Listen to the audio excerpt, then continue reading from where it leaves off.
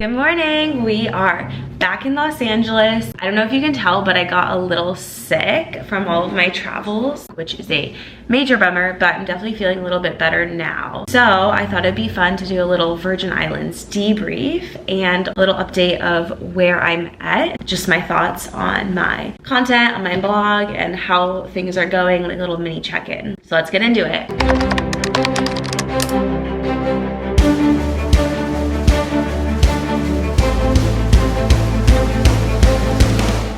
On Monday of this week, I kind of sat down because again, I wasn't feeling well, so I wasn't gonna do my usual routine of going to a coffee shop. Obviously, I think that would be a little bit rude. Instead, I sat down and I went through like everything. I wanted to post 2 blogs, so one on Monday and one on Thursday. And then next Monday, I'm going to skip and just post one on Thursday of next week to give myself a little bit more time to work on that one because I wanna post my Virgin Islands travel guide. Those tend to take a little bit longer. Then I also wanted to post 2 YouTubes. So I wanted to post my Nashville travel day and my British Virgin Islands vlog when I did my day trip to USVI, which if you haven't watched that, you absolutely should because it is stunning there, like so pretty. Oh my goodness, and you should totally do that. I also worked on what I wanted to post on Instagram for the week. Kind of going back and forth on this, so if you have any advice, please let me know your thoughts. What I've typically done is when I go on a trip, like I go to Australia and then I'm like, OMG, I have so much Australia content, and I just post that for the next like 2 or 3 weeks until I go on my next trip, and then I'm like, oh no, I have all this Virgin Islands content, let's just post that. I don't know, I feel like it's kind of nice because if you are someone who's wanting to go to one of those places, you get all the content at once. But probably for most people, I feel like if you're watching it, you're like, okay, I don't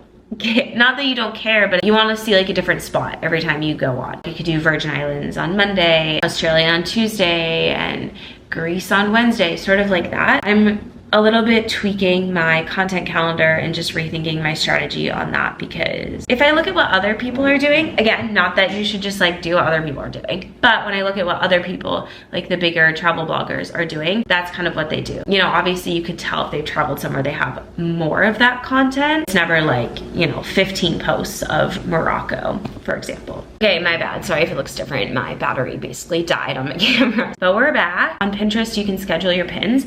So I scheduled 3 per day. Also switched up my strategy a little bit on that. I know previously I had showed you my Pinterest calendar schedule or whatever. I've since changed it.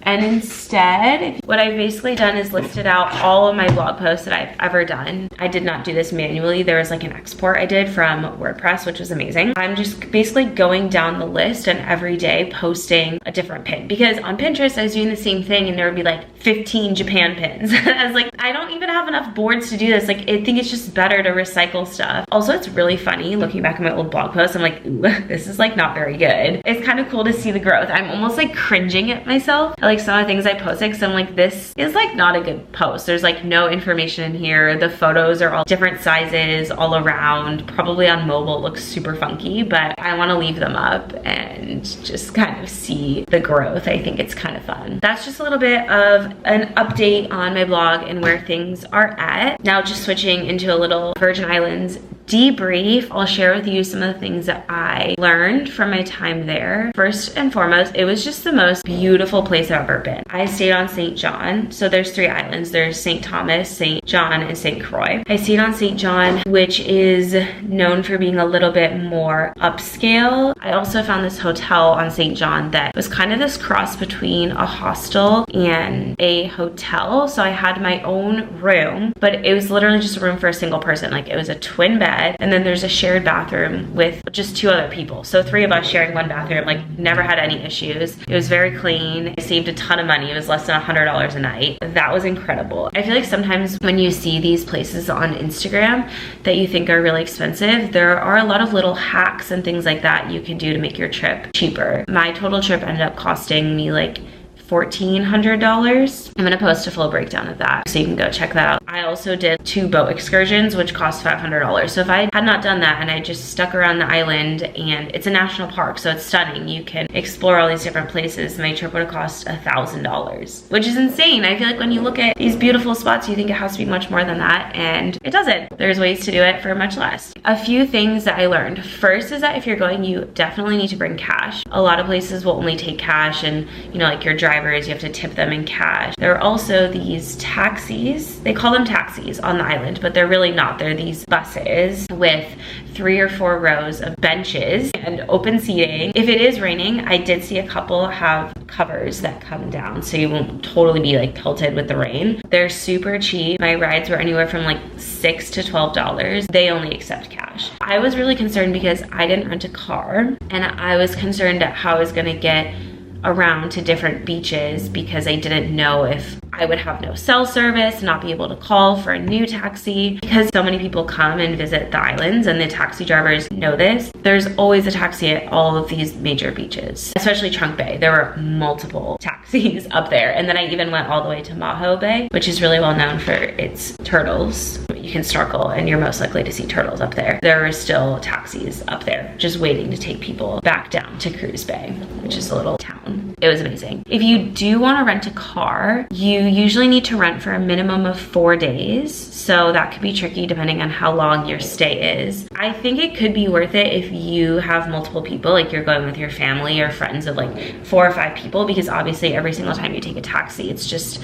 you're multiplying your fare by the number of people you have. For me, just on my own, and I would even say just for 2 people, like having to deal with the hassle of having the car, and parking is really hard at the beaches. I would say just forget it. Also, the roads can be sharp turns and like very steep hills, and the roads are pretty small. I felt like when I was in the taxi, the guy was going pretty fast, where I was like, wow, I would never be able to drive this fast or this confidently through these streets. The other thing I thought was really interesting is they drive on the left side, but their cars are like American cars, so the driver's seat is also sitting on the left. It could feel comfortable because the layout of the car will be what you're used to, but at the same time, you're like driving on the opposite side, so it could feel even scarier. I'm very glad I did not end up renting a car. There's also a bus that can take you from Cruise Bay all the way to the other side of the island. So if you are wanting to do hikes over there, there's a bus option. Now, unfortunately, because it is an island, food is pretty expensive. I even went food shopping when I first got there, and I think my prosciutto was like $15. I know prosciutto is normally expensive, but it was double essentially of what I would have paid in the US. I think the food shopping can be cheaper